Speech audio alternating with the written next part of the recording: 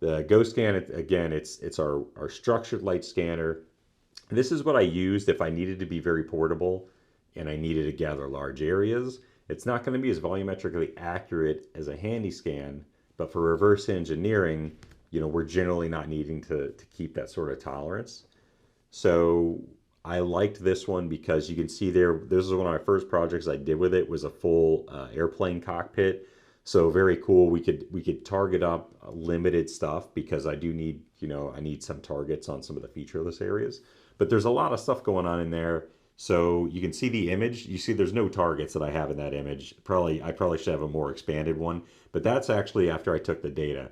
You can see you have very limited of positioning targets that we need for the scanner to tell it where to move. It tracks this all off of geometry. Very nice.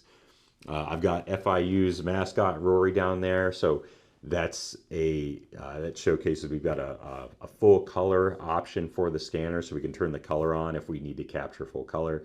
Makes for some pretty cool looking scans. As you can see there, it looks great. And the color map is very, very fine. You can scan like a box and read all the little, any sort of commercial thing you pick off of a grocery shelf. You could scan the box and you can read the tiniest words on there. It's pretty neat.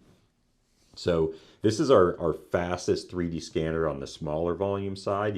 Smaller volume, I'm talking initial shot about 12 to 18 inches. You can obviously expand it from there. But up until the max, this was our fastest data acquisition scanner that we had. So another very nice option.